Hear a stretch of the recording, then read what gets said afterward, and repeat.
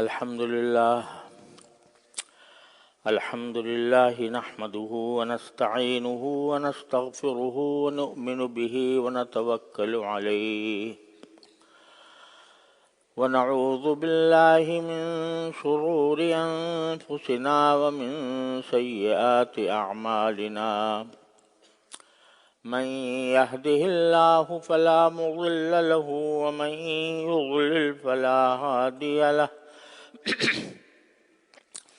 وأشهد أن لا إله إلا الله وحده لا شريك له وأشهد أن سيدنا ومولانا محمدا عبده ورسوله صلى الله تعالى عليه وعلى آله وأصحابه وبارك وسلم تسليما كثيرا. أما بعد فأعوذ بالله من الشيطان الرجيم. بسم الله الرحمن الرحيم. يا أيها الذين آمنوا عليكم أنفسكم لا يضركم من ضل إذا اهتديتم إلى الله مرجعكم جميعا فينبئكم بما كنتم تعملون. آمنت بالله صدق الله مولانا العظيم. میرے محترم دوستوں اور بھائیوں اور بزرگوں، السلام علیکم ورحمۃ اللہ تعالی وبرکاتہ۔ آج کل ہمارے ملک میں ایک عجیب قسم کی بے چینی اور اضطراب لوگوں کے دلوں پر چھایا ہوا ہے۔ ہر طرف سے حالات بڑے تشویشناک نظر آتے ہیں۔ عوام کے اوپر مہنگائی کا ایک طوفان مسلط ہے۔ ملک کے خزانے خالی ہو رہے ہیں۔ سیاسی طور پر قوم بٹی ہوئی ہے۔ عدم استحکام سیاسی طور کے اوپر بھی ہے، معاشی اعتبار سے بھی ہے۔ ایک ہنگامہ برپا ہے، سیاسی سطح پر ایک ہنگامہ برپا ہے۔ ملک کا خزانہ خالی ہو رہا ہے اور ہم غیروں سے قرضے لینے کے، سودی قرضے لینے کے ابوال میں مبتلا ہیں اور لوگوں کو اپنا مستقبل بڑا مخدوش نظر آتا ہے۔ عام آدمی کی مشکلات کئی گنا بڑھ چکی ہیں۔ لوگوں کے لیے اپنے گھر کا انتظام کرنا اور اپنے لیے روزی کمانا یہ مشکل ہو گیا ہے۔ بے روزگاری کا بھی ایک عظیم فتنہ ہے جو پورے ملک کے اوپر مسلط ہے۔ ایسے حالات میں ایک عام آدمی کیا کرے؟ عام آدمی کے ہاتھ میں نہ سلطنت ہے، نہ حکومت ہے، نہ اقتدار ہے، نہ اس کے پاس وسائل ہیں کہ وہ ان حالات کو درست کر سکے۔ تو جب اس قسم کے حالات پیدا ہو جائیں، جب ایک انسان کے لیے ملک کی بہتری کا کوئی وسیلہ موجود نہ رہے، تو اللہ تبارک و تعالیٰ نے سورہ مائدہ کی اس آیت میں جو میں نے آپ کے سامنے ابھی پڑھی ہے، ایک نسخہ بتایا۔ وہ نسخہ بہت زیادہ مشکل نہیں ہے، لیکن اس پر عمل کر کے اگر ہم اہتمام کریں اور اس پر عمل کرنے کی اہمیت دل میں پیدا کریں، تو یہی نسخہ بالآخر ملک کی اور قوم کی اور ملت کی مجموعی بہتری کی طرف لے جا سکتا ہے۔ اگر آپ اور ہم مجلسوں میں بیٹھ کر حالات کا شکوہ کریں اور کہیں بھائی بہت برے حالات ہیں، بہت برے حالات ہیں، مہنگائی اس طرح بڑھ گئی ہے، سیاسی لڑائیاں اس طرح ہو رہی ہیں، حکومت اس طرح ناکام ہو رہی ہے، اور عوام اس طرح پس رہے ہیں، اور کون کیا کر رہا ہے اس پر تبصرے ہم اپنی مجلسوں میں کرتے رہے ہیں، تو اس سے کیا حاصل؟ اس سے حالات بدل نہیں سکتے۔ اگر ہم اپنی مجلسوں کو ان تبصروں سے آباد رکھیں اور برائی کا شکوہ کرتے رہیں، تو اس سے کوئی حالات میں کوئی تبدیلی نہیں آ سکتی۔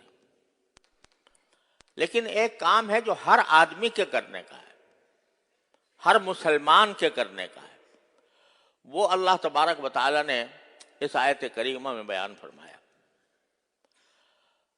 اور وہ بڑا منطقی اور بڑا عقلی اور بڑا حکیمانہ طریقہ ہے جو اللہ تبارک و تعالی نے اس آیت کریمہ میں بیان فرمایا۔ وہ یہ ہے کہ بھائی تم دوسروں کو خرابی سے روکنے کی تمہارے اندر طاقت نہیں ہے۔ اگر کوئی دوسرا آدمی ملک کی تباہی کا کام کر رہا ہے تو آپ کے پاس طاقت نہیں ہے کہ اس کا ہاتھ پکڑ لیں، لیکن ایک کام آپ کے اپنے بس میں ہے، اس کی طرف توجہ دو۔ وہ کیا ہے؟ وہ یہ کہ تم خود اپنے آپ کی طرف دیکھ کر، اپنے حالات کا جائزہ لے کر، جہاں جہاں تم اپنے زندگی میں غلطی کر رہے ہو، کم از کم اپنے آپ کو اس غلطی سے بچا لو۔ آج اگر ہم یہاں 1500 آدمی موجود ہیں اور ہم میں سے ہر ایک یہ تہیہ کر لے کہ میں اپنے آپ کو ٹھیک کروں گا، یعنی میرے اندر جو غلطیاں پائی جا رہی ہیں ان کی اصلاح کروں گا، ان کو درست کروں گا۔ اگر یہ 1000 آدمی یا 2000 آدمی جو بھی ہیں، وہ اگر یہ تہیہ کر کے اپنی اصلاح کی طرف لگ جائیں تو 1000-2000 آدمی ٹھیک ہو گئے۔ اور اگر ہر مسجد سے، ہر ممبر سے، ہر علاقے سے یہ پیغام ساری دنیا کو پہنچایا جائے کہ بھائی تم دوسروں کی فکر چھوڑو اور اپنی فکر کرو، اپنے حالات کو درست کرو، تو اللہ تبارک و تعالیٰ کے بتائے ہوئے اس حکم کے نتیجے میں رفتہ رفتہ معاشرے کے حالات درست ہوتے چلے جائیں گے۔ آج ہم جس مصیبت کا شکار ہیں وہ یہ ہے کہ ہمارا معاشرہ حرام خوری میں مبتلا ہے۔ سب سے بڑا وبال ہم پر جو آیا ہوا ہے وہ حرام خوری کی وجہ سے آیا ہوا ہے۔ رشوت کرپشن کے آپ ہر روز نام سنتے ہیں، اخبارات میں آتے ہیں، میڈیا کے اوپر آتے ہیں، اور یہ ایک حقیقت بھی ہے کہ ہمیں جو تباہ کیا ہے وہ در حقیقت حرام خوری نے تباہ کیا، اور ہر آدمی کو اپنا یہ جائزہ لینا چاہیے کہ میں جو کچھ کر رہا ہوں اس میں کہیں کسی حرام خوری کا دخل تو نہیں ہے۔ یعنی یہ دیکھو انسان کی روحانی اور نفسانی اصلاح کے لیے سب سے اہم بات یہ ہے کہ اس کے پیٹ میں جو لقمہ جا رہا ہے وہ حلال کا ہو۔ اگر وہ لقمہ جو میں کھا رہا ہوں اگر اس میں کسی حرام کی آمیزش ہے، حرام کی ملاوٹ ہے، تو وہ لقمے جا کر وہ میرے جسم کی جو پرورش کرے گا، وہ پرورش کا ایک حصہ حرام کی پرورش ہوگی،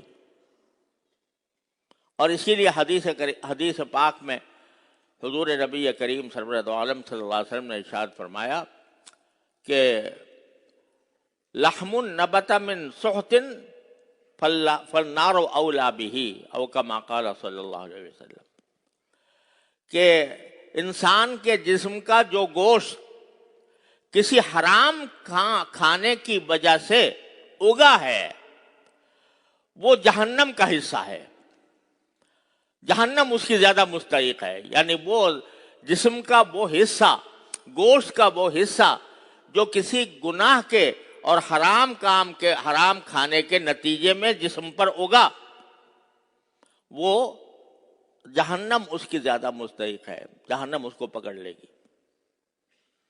ایک لقمہ فرمایا، کوئی لقمہ جو حرام طریقے سے حاصل کیا گیا ہو اور اس سے جسم پر گوشت اگا ہو تو وہ جہنمی ہے وہ حصہ، اللہ بچائے۔ لہذا یہ اس وقت جو ہمیں سب سے بڑی ضرورت ہے وہ در حقیقت حرام خوری سے بچنے کی ہے۔ اچھا، بعض لوگ یہ سمجھتے ہیں کہ حرام خوری یہ ہے کہ میں رشوت لے کے کھا لی، یقیناً یہ حرام ہے، اور اعوذ باللہ ہمارے ادارے، ہماری حکومتیں، ہمارے محکمے، ہمارے دفاتر اس رشوت خوری سے بھرے ہوئے ہیں۔ کوئی آدمی اگر کسی سرکاری دفتر میں اس کا کوئی کام پڑ جائے تو وہ مہینوں چکر لگاتا رہے، بغیر رشوت دیے اس کا کام نہیں بنتا۔ یہ صورتحال بالکل عام ہے، پھیلی ہوئی ہے۔ اچھے خاصے نمازی لوگ، لمبی داڑھیاں رکھنے والے اور صف اول میں آنے والے، علماء سے تعلق رکھنے والے، اور ایسے لوگ جو تہجد گزار بھی ہیں، وہ اللہ بچائے جب دفتر میں بیٹھتے ہیں تو قصائی بن کر بیٹھتے ہیں اور لوگوں سے چاہتے ہیں کہ کسی طرح رشوت کر جتنا زیادہ سے زیادہ میں رشوت لے لوں اتنا ہی بہتر ہے۔ اس کام کے اوپر اس میں ان کو خیال ہی نہیں آتا۔ وہ تو ہم تو نمازیں پڑھ رہے ہیں، ہم تو مسجدوں میں جا رہے ہیں، ہم تو ذکر کر رہے ہیں، ہم تو تلاوت کر رہے ہیں، لیکن جو رشوت کا پیسہ لیا ہے اس کی طرف توجہ نہیں کہ جو ہم کھانا کھا رہے ہیں وہ حرام کھا رہے ہیں، اور حرام کھانے کی وجہ سے ہمارے جسم کی جو پرورش ہو رہی ہے وہ حرام طریقے سے ہو رہی ہے۔ ہمارا گوشت جو اگ رہا ہے یہ جہنم کا لقمہ ہے، والعیاذ باللہ۔ اس کی طرف دھیان نہیں جاتا۔ بے شمار لوگ، ہمارے ایک بزرگ تھے، بزرگ ہی کہنا چاہیے، بڑے تہجد گزار تھے، حضرت والد صاحب رحمۃ اللہ علیہ کی خدمت میں آیا کرتے تھے اور بڑے بظاہر نماز روزے کے پابند، تہجد گزار، لیکن اللہ بچائے سٹے کے کاروبار میں ملوث تھے۔ کوئی نماز اور روزہ اور ذکر اور تلاوت ان کو اس حرام کام سے باز نہیں رکھ سکی۔ تو رشوت کا بازار گرم ہے، ہر جگہ، ہر محکمے میں، کوئی شک نہیں کہ یہ بہت بڑا زبردست جرم ہے۔ الراشی والمرتشی کلاہما فی النار، قرآن کریم میں فرمایا۔ رشوت دینے والا بھی اور رشوت لینے والا بھی دونوں جہنمی ہیں، دونوں جہنم میں جائیں گے۔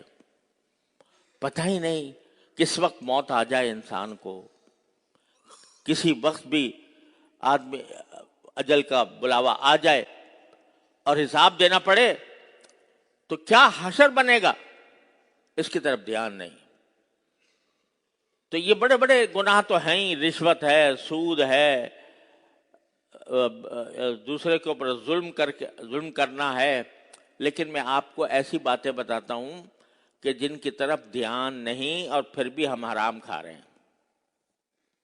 مثلا ایک آدمی ملازم ہے کہیں، اس کی ڈیوٹی ہے 8 گھنٹے کی. وہ اگر 8 گھنٹے کی ڈیوٹی دیتا ہے تو تنخواہ اس کے لیے حلال ہے. لیکن اگر اس میں سے 8 گھنٹے میں سے کچھ وقت اس نے چرا لیا، دیر سے گیا، جلدی واپس آ گیا، یا بیچ میں اٹھ کر اس نے اپنا کوئی ذاتی کام کر لیا، تو تنخواہ کا اتنا حصہ حرام ہو گیا.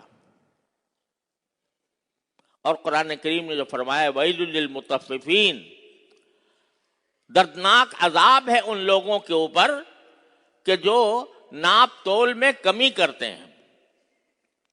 ناپ تول میں کمی ہر چیز میں ہوتی ہے. اگر ایک آدمی 8 گھنٹے کا ملازم ہے اور وہ 8 گھنٹے پورے نہیں دیتا، فرض کرو کہ اپنے 8 گھنٹے میں سے اس نے 1 گھنٹہ چرا لیا، اپنے ذاتی کام میں صرف کر دیا، 1 گھنٹہ دیر سے پہنچا، 1 گھنٹہ پہلے اٹھ گیا، تو یہ 1 گھنٹے کی تنخواہ اس کی حرام ہو گئی. 1 گھنٹے کی تنخواہ حرام ہو گئی. اور جو کچھ وہ کھائے گا یا پیے گا یا بازار سے خریدے گا، اس میں سے 1 گھنٹے کے برابر جتنا بھی وہ کھائے گا وہ حرام کھائے گا. اور وہ لقمہ جو اس کے پیٹ میں جا رہا ہے وہ حرام کا لقمہ ہوگا، جس کے بارے میں سرکار دو عالم صلی اللہ علیہ وسلم نے ارشاد فرمایا کہ یہ جہنم کا حصہ ہے، یہ جہنم اس سے زیادہ مستحق ہے کہ وہ جا کر اس کو اپنے اندر پکڑ لے.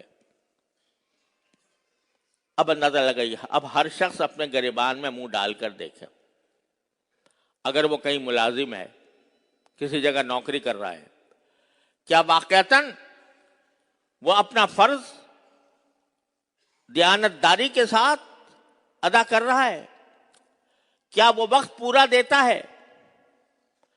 اگر پورا نہیں دیتا، اس میں سے کوئی وقت چوری کرتا ہے، تو اتنی تنخواہ اس کی حرام ہے.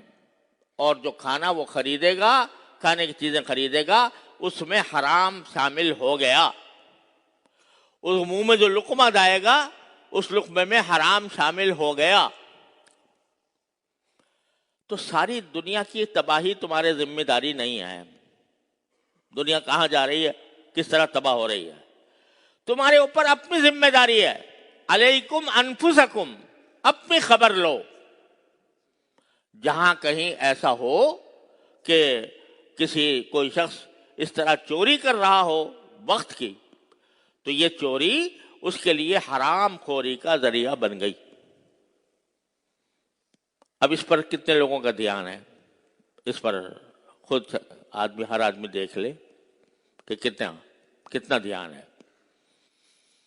اگر اپنے وقت میں جو وقت میں اس کی ذمہ داری ہے اس کو اس نے ادا نہیں کیا، تو حرام کام کیا، حرام کھانا کھایا، حرام تنخواہ لی. یہ ایک ایسی چیز ہے کہ جو ہر شخص کو اپنے گریبان میں منہ ڈال کر اپنے حالات کو دیکھنا چاہیے. ایک آدمی تجارت کر رہا ہے، تجارت کرتے ہوئے یہ رسول کریم سرور دو عالم صلی اللہ علیہ وسلم نے یہ ارشاد فرمایا کہ اگر کوئی شخص کوئی چیز بیچے اور اسے پتا ہو کہ اس میں کوئی عیب ہے، کوئی نقص ہے، کوئی کمی ہے، اور وہ بیچتے وقت خریدار کو اس عیب کے بارے میں نہ بتائے، بس بیچ دیا، سوچا اچھا چلو نکل گئی چیز، آنکھوں پر دھول ڈال کر کوئی چیز بیچ دی. تو رسول کریم سرورت عالم صلی اللہ علیہ وسلم فرماتے ہیں جس نے کوئی شخص عیبدار چیز بیچی جانتے بوجھتے اور خریدار کو نہ بتایا، لم یزل فی مقت اللہ، وہ ساری زندگی اللہ کے غضب میں رہے گا. لم یزل فی مقت اللہ، لم یزل کا لفظ ہے کہ اللہ کا غضب اس کے اوپر مستقل رہے گا زندگی بھر، کہ اس نے ایک عیبدار چیز بغیر اس عیب کو بتائے فروخت کر کے دھوکہ دیا. یہ حرام کام کیا، حرام کام کیا، اس کی وجہ سے جو پیسے لیے اس پیسے میں حرام مل گیا، اور اس پیسے سے جو خریدے گا سامان اور جو رزق کھائے گا اس میں حرام کی آمیزش ہو گئی، اور وہ جو لقمہ کھا رہا ہے اس کا ایک حصہ حرام ہو گیا۔ کتنے ارشادات ہیں نبی کریم سرور دو عالم صلی اللہ علیہ وسلم کے اس بات پر کہ حلال کھانے کے لیے کا اہتمام کرو، حرام سے بچو۔ یہ جو باہر سے چیزیں آتی ہیں، اللہ کا شکر ہے ہمارے ملک میں اتنی زیادہ نہیں ہیں، لیکن عرب ممالک کے اندر پھیلی ہوئی ہیں۔ گوشت آتا ہے باہر سے، نیوزی لینڈ سے آتا ہے، آسٹریلیا سے آتا ہے، امریکہ سے آتا ہے، اور وہ صحیح طریقے سے حلال کیا گیا نہیں کیا گیا کچھ پتہ نہیں چلتا، لیکن لوگ مزے سے کھا رہے ہیں۔ اور خود ہمارے ہاں بھی بعض قسم کے ایسے گوشت چل پڑے ہیں کہ جن کے بارے میں کم از کم شک ہے کہ یہ واقعتاً صحیح طریقے سے ذبح کیے ہوئے تھے یا نہیں تھے۔ تو آدمی کو حلال و حرام کی فکر، یہ ایک مسلمان کا پہلا کام ہے کہ جو چیز میں لے رہا ہوں، جو کھانا میں کھا رہا ہوں، جو پانی میں پی رہا ہوں، اس میں کوئی حرام چیز شامل تو نہیں ہے۔ لیکن اللہ بچائے یہ فکر مٹ گئی ہے۔ یہ جو آج کل ایک سلسلہ ہے پرائز بانڈ کا، پرائز بانڈ انعامی بانڈ ہوتے ہیں، یہ اصل میں حکومت قرضے لیتی ہے عوام سے، اور اس کے قرضے کی دستاویز کے طور پر ایک بانڈ جاری کر دیتی ہے، اور اس کے اوپر قرآن اندازی کے ذریعے وقتاً فوقتاً انعامات نکلتے ہیں۔ بعض اوقات ایک شخص نے مثلاً 1000 روپے کا بانڈ لیا تھا، یعنی 1000 روپے اس نے دیے تھے حکومت کو قرض، 1000 کا بانڈ دے دیا گیا گورنمنٹ کی طرف سے۔ پھر کچھ دیر کے بعد قرآن اندازی ہوگی تو اس کے بعد اوقات اگر اس کا نمبر نکل آیا تو وہ بعض اوقات لاکھوں روپے اس کو مل جاتے ہیں اس 1000 کے عوض میں جو اس نے لیے تھے۔ اب یہ سراسر سود اور قمار، اور لوگ آرام سے پرائز بانڈ لے رہے ہیں اور کھا رہے ہیں اور انعامات لے رہے ہیں۔ مجھے اپنے ایک عزیز کا واقعہ یاد ہے کہ جب ان کو پتہ چلا کہ یہ انعام کی رقم جو ملی ہے حرام ہے، تو انہوں نے سوچا کہ بھئی اس سے کسی طرح جان چھڑائیں۔ جب کوئی حرام انسان کے پاس آ جائے، کوئی حرام روپیہ آ جائے، حرام پیسے آ جائیں، تو شریعت کا حکم یہ ہے کہ اس کو صدقہ کر دو، بغیر نیت ثواب کے صدقہ کر دو، شریعت کا حکم یہ ہے۔ تو وہ خدا ترس خاتون تھیں، ان کو جب یہ پتہ چلا کہ یہ حرام ہے تو انہوں نے کہا کہ جی میں تو اس کو صدقہ کروں گی، کیونکہ یہ حرام ہے، میں حرام کھانا نہیں چاہتی۔ ان کے ایک عزیز نے کہا کہ پاگل ہو رہی ہو، 1,00,000 روپے اس زمانے میں 1,00,000 روپے بڑی چیز ہوتی تھی، وہ تمہیں مل رہے ہیں اور تم اس طرح کر رہی ہو، لو مجھے دے دو، یہ پرائز بانڈ مجھے دے دو، پرائز بانڈ مجھے دے دو، میں کھاؤں گا اس کو، میں لے لوں گا۔ یعنی اس کو یہ سمجھ رہا ہے کہ بھائی یہ ایک بہت بڑی نعمت عظمیٰ حاصل ہو گئی ہے، اور اس کے بارے میں یہ تصور کہ یہ حلال ہے یا حرام ہے اس کا خیال ہی نہیں، اعوذ باللہ۔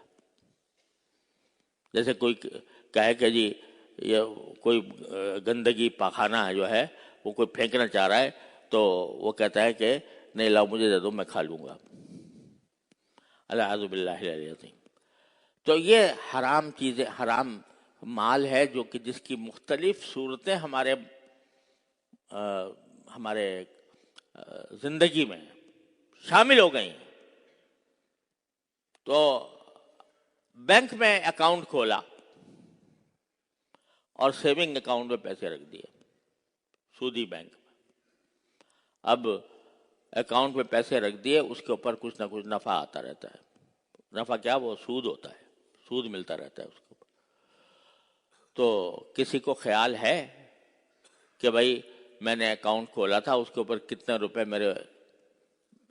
روپے مجھے سود کے ملے ہیں، اس کے اوپر کچھ پرواہ ہی نہیں؟